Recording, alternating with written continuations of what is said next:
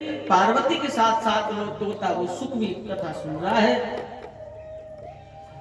चलती चलती कथा में पार्वती को नींद आ गई, सो गई। कथा में नींद बहुत आती है, कई लोग सो जाते हैं, घर में नहीं सोते, कथा में आते सो जाते हैं। घर में तो नींद आती नहीं है, नींद की गोली लेनी पड़ती है, फिर भी नींद नहीं आती कई लोगों को तो घर में। और कथा में आए बस सो। प्रसाद बढ़ता है, शाम को आरती होती, तभी आंख खुलती कई लोगों की, सो जाते। तो पार्वती भी सो गई, भवानी को नींद आ गई। अब तोता को लगा, महादेव ने शर्त रखी थी जब तक मुकरा भरेंगी तब तक कथा सुनाऊंगा। मुकरा अब पार्वती सो गई, मुकरा कौन भरे? तोते ने सोचा मैं ही मुकरा भरूं, तो वो सुख वो तोता मुकरा भरने लगा। कथा कायम चलती गई, कथा पूरी हुई, पार्वती की नींद खुली और महादेव के चरण पकड़ लिए पार्वती ने। महादेव क्षमा करियो, आज भी मैं कथा नहीं सुन पाई, मैं सो गई। महादेव ने कहा तू सोई तो मुकरा तो कोई भरता रहा। एकदम त्रिशूल उखाड़ करके महादेव खड़े हो गए। किसने चोरी की है कथा की? और देखा तो वो तोता वहां से उड़ा है। सरस्वती नदी के किनारे पर पहुंच गया। सम्यप्रास नाम का वेदव्यास भगवान का आश्रम है। वहां वेदव्यास भगवान की पत्नी मुंह फाड़ के उबासी ले रही थी। बस मौका पाते ही मुख के द्वारा वो तोता जाकर के वेदव्यास भगवान की पत्नी के गर्भ में बैठ गया और 12 साल रहा मेरे भाई में मां के गर्भ में। महादेव ने कहा कि चोरी से कथा सुनी है तोता ने, मारूंगा जहां गया है वहीं, छोड़ूंगा नहीं। पार्वती ने कहा भोलेनाथ विचार करो, तुम्हारे मुंह से अमर कथा सुन ली, वो अब मरेगा नहीं, वो तो अब अमर हो गया।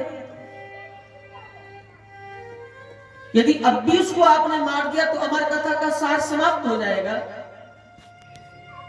और नहीं मरा तो आपके त्रिशूल का भय समाप्त हो जाएगा, चुपचाप बैठ जाओ, इज्जत बचानी। महादेव ने कहा ये बात तो ठीक है, क्योंकि जिसने अमर कथा सुन ली वो तो अमर हो जाएगा ना, अमर हो गया, अब तो नहीं मरेगा।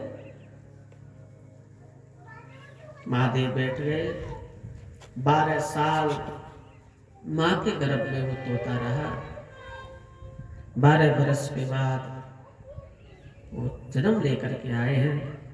लेकिन अब जो जन्म लिया तो तोता का रूप नहीं है, देव रूप में आए हैं। सुख देव नाम पड़ा है। सुख कहते तोता को, लेकिन देव रूप में आए इसलिए पूरा नाम पड़ गया सुखदेव। भगवान सुखदेव का जन्म होता है। बोले सुखदेव भगवान की जय।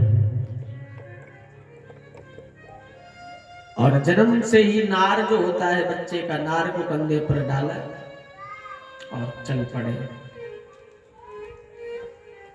पिता वेदव्यास पीछा करते, हाय पुत्र हाय पुत्र हाय पुत्र। वृक्षों ने जवाब दिया है भगवान सुखदेव की तरफ से वेदव्यास को। यम प्रियव्रजन्तमनुपेतमपेत कृत्यम् द्विपायनो विरह कातर आजुहार। पुत्रेति तन्मयतया तरवो वेनेदु तम मुनिमान तो।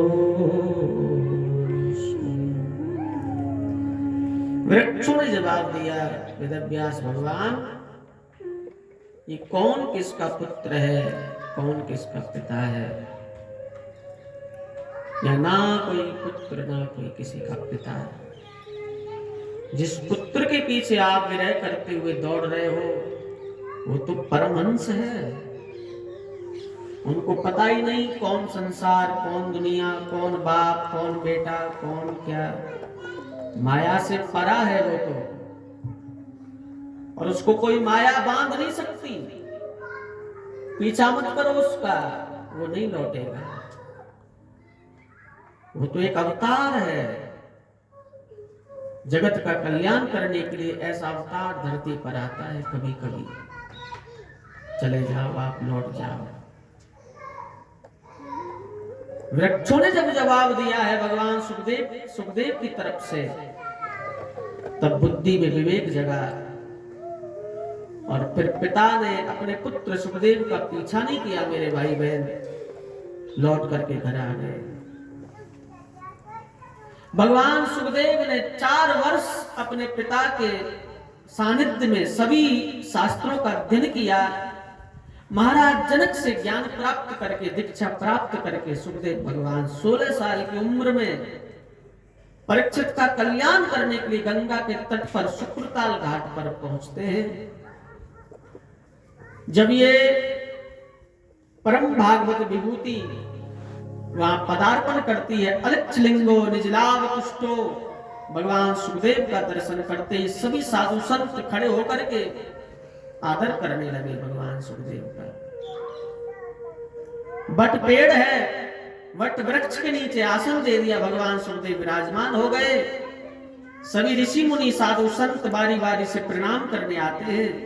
जब सब प्रणाम करके लौट जाते हैं तो आखिरी में परीक्षित उठ करके सुखदेव के पास आते हैं।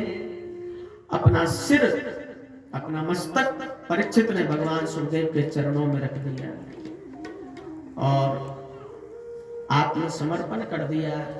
बाबा मैं अपराधी हूं, मुझसे भूल हुई है।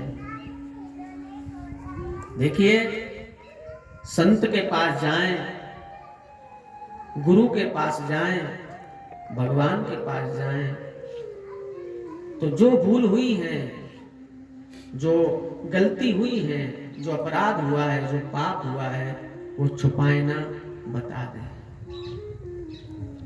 हम क्या करते हैं? हम छुपाते हैं। हमसे नहीं हुई गलती, हमने नहीं की भूल, हो गई बता दो। गुरु को, संत को, महापुरुष को, भगवान को बताने से क्या होता है? बताने से मेरे भाई बहन